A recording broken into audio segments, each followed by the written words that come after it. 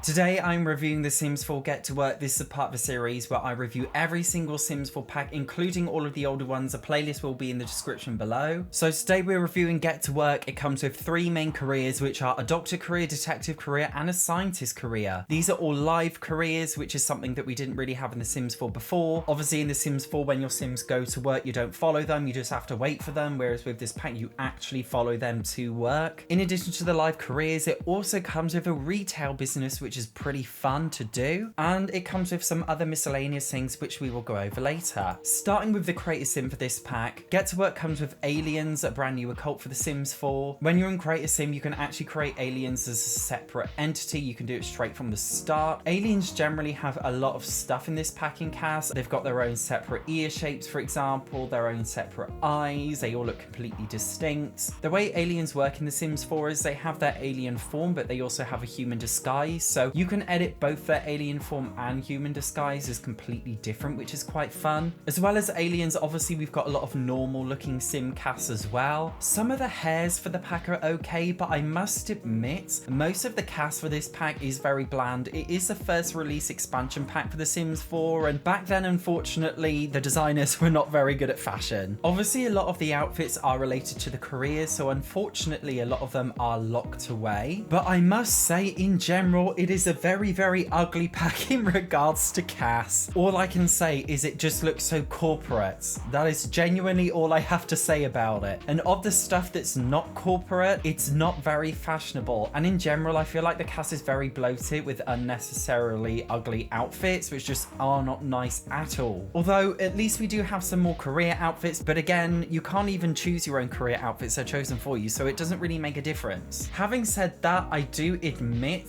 that the alien cast filter is actually really good, and it comes with a lot of customization. And of course we have got a lot of cast, for example, for retail employees and things, which I'll go on to later, but in general it's just gonna get a 6 out of 10. It's very much mediocre. The only reason why it's not a 4 out of 10 is because the alien cast is pretty good. Next up, we're moving on to the build buy. All of the pre-made rooms that are available for this pack are weirdly only made for retail, and it comes with 3 extra rooms, but they unlock with your career choice. It hasn't really come with anything else. The build buy for this pack, just like the cast, is very corporate and industrial looking, and it's very bland, but do you know what? I think it suits the theme so well. This pack isn't about building pretty houses, it's about going to work and all of the mundane things of life. And let's be honest, whenever you go to any workplace, whether it's an office or any other environment, the staff rooms are always really bland and crusty. Everything is very ugly and beige and pale, and I actually, in a weird way, quite like that the Sims team went down that path. Because of the nature of the careers, a lot of the stuff is actually very industrial, so if you like industrial builds, it may work for you. There's also a lot of stuff for making retail stores, so you've got signs posts and things, which is quite cool. There's also a lot of storage things as well for retail when you want to have displays open. This pack is not made for homes, it's not made for pretty builds, but that's okay. It's ugly, but that's the point. Although still, I do think some things could be a little bit more flattering, and I do also wish there was slightly more customization for some of the retail stands. I do feel like a lot of the display units are quite ugly, and in real life a lot of stores have much more beautiful display units, but in general I would actually say the build buy is pretty solid for this pack, so it's getting an 8 out of 10. This pack comes with a brand new world. The world is literally tiny and it only has 4 lots. Although the world itself is small, obviously with the free live careers, it does come with some hidden lots that are related to those careers, so when you consider it all, it generally comes with a lot of lots. The theme of this world is basically just an addition to Willow Creek. There are a couple of lots, for example, the scientist career is related to Oasis Springs, but the lots in general and the world in general that comes with this pack definitely suit the theme of Willow Creek a lot more. The world itself that it comes with is only really meant for retail lots. For that reason, I don't really have a problem with the fact that there are only 4 unique lots, because it literally is just made for retail. Although I will admit, I do think the theme is way too close to Willow Creek and deserves a much more unique looking world. Definitely something a lot more quaint, because the whole point of the retail system of this pack is to make boutique style stores, but it doesn't really feel like a cute boutique style store when it's just got that basic Willow Creek theme. With this pack, we also got a brand new secret world, which is Sixam, which is the alien world. Of course, it is a very nice addition, but I will admit it's very bland and there's absolutely nothing to do there. I will go over the gameplay of Sixam a lot more later, but basically you get there by installing a wormhole generator operator on a ready-made rocket ship which requires a high mechanics skill, or it can be unlocked via the scientist career by an invention. In the world you can get collectibles and you can interact with a couple of aliens, but it is extremely shallow and there is barely anything to do there. In addition to that, the actual main world itself with the 4 lots, there's barely anything to do there, and that's because the retail gameplay is rather boring and it's not really fun going to shops and buying things. So unless you're actually making and running your own retail store yourself, there's actually no incentive to visit the world. Considering everything about the world, I'm giving them a 7 out of 10. Even though we've got a very tiny retail world, I like that we've got a lot more hidden lots related to the careers, and at least we have got an alien world even though it is very bland. So it's not the best, but nor is it the worst. I just think it's slightly over mediocre. Moving on to the gameplay of the pack, which is the most important thing, it comes with a few different careers as I've mentioned. The first one is a fashion photographer. This was originally Get to Work only, but now it's a base game thing. The only very specific thing relating to photography with Get to Work is that it comes with a studio set, but as this is a base game thing and it was expanded upon a lot with the Moschino stuff back too, it's only a small edition, so I'm not really going to be going over it. The next best thing, which is my favorite thing, which is the retail system. Although I love retail gameplay, unfortunately it is very flawed, especially compared to The Sims 2 Open for Business, but I'll be going over that now. The first thing is, I will say going to shops as a customer is very, very strange because there's no real reason to actually go to a shop. In fact, there was a moment where I actually went to the shop and I bought something, and then I looked in the build buy menu and it was actually cheaper from build buy, rendering it pointless to actually go and buy it from the shop. Also, fashion is very strange in terms of retail stores because obviously you can have your own fashion retail shop,